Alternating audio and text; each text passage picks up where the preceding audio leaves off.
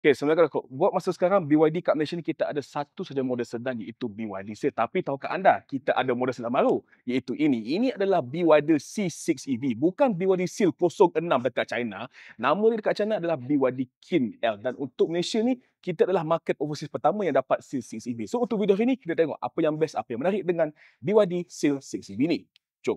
Nama saya Muklis. Selamat kali cari gas.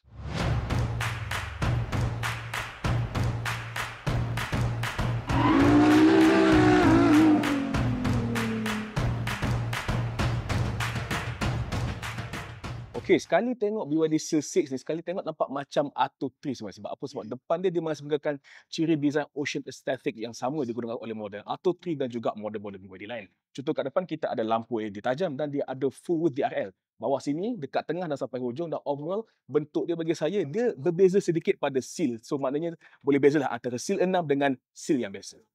Baik, untuk market kita, kita akan dapat dua varian C6. Yang varian premium ni, yang atas dia pakai RAM 14 inci, manakala untuk varian dynamic 17 inci saja. Tapi dia punya overall design exterior dia lebih kurang sama. Sebab apa? Dia menggunakan design fastback saloon. Macam BYD Seal yang biasa. Tapi yang ni Seal 6, dia punya ground clearance tinggi sikit. So dia nampak sedikit kurang sporty berbanding dengan Seal. Tapi dia punya dimension menurut BYD, dia panggil kereta ni sebagai C segment. Tapi kalau ikut panjang dia dah hampir sama dengan Tesla Model 3. So dia between C dengan D segment sebenarnya, kalau tanya saya lah.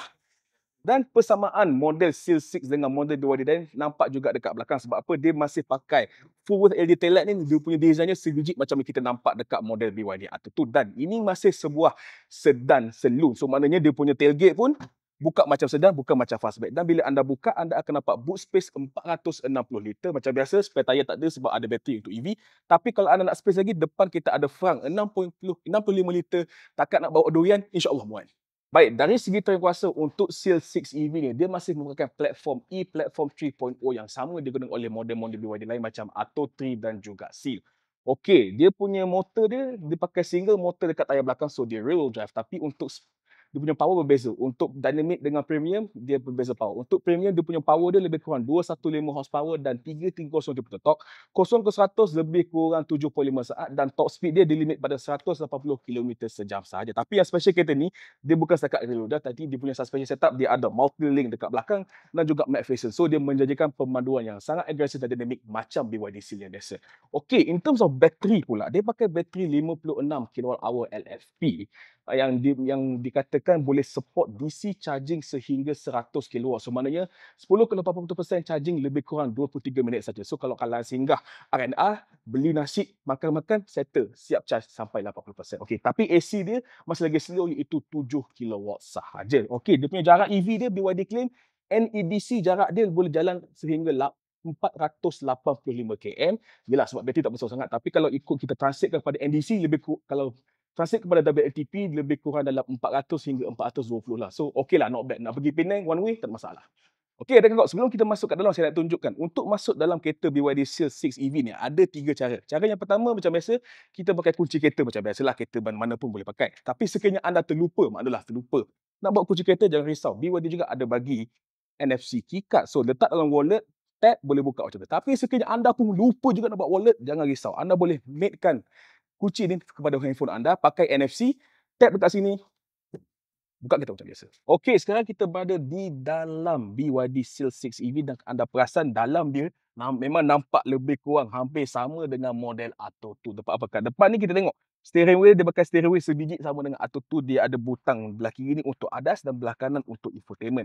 Dia juga ada digital media cluster kecil molek dekat sini, tapi bagi saya cukup walaupun dia tak ada HUD, tapi ini sudah memadai lah. Dan untuk skrin ni kat tengah, dia pakai skrin 12.8 inci Android Auto, Apple CarPlay wireless, tak payah tunggu update.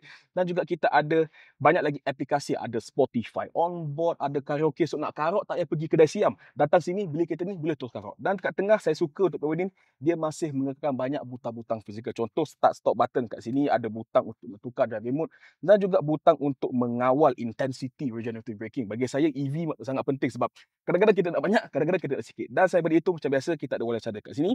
Dan dekat kursi dia dekat depan ni, saya suka sebab dia taklah sporty sangat, tapi at the same time dia rasa sangat supportive. Dekat dia punya tepi ni, bolster dia tebal dan juga dia pakai material macam leatherette punya material, rasa sangat premium, bau pun sangat premium. Dan saya beri itu untuk model premium, kita ada ambient lights dan juga ke atas dia ada panoramic sunroof.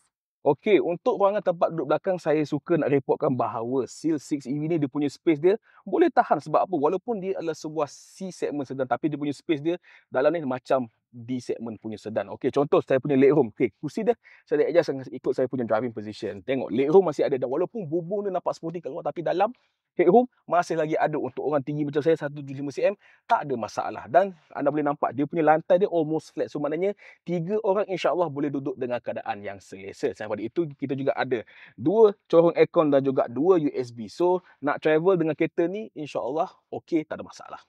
Okey rekod. Sekarang kita tengok luar dia, dah tengok belakang, tengok depan, tengok tayar, tengok dalam, tengok enjin pun tengok, walaupun tak ada enjin lah. So, agak-agak bila BYD Malaysia nak launchkan model BYD Series ini dan agak-agak berapa harga dia? Harga dia berapa? RM100,000 sahaja untuk varian Dynamic dan RM115,800 untuk varian Premium, menjadikan ia sebuah C-segment sedan terpaling mampu milik di Malaysia.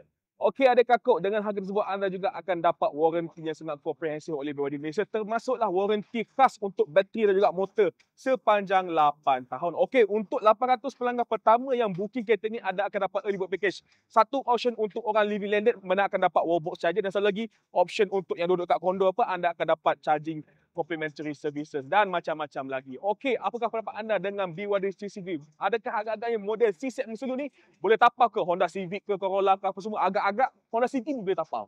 Apa pendapat anda?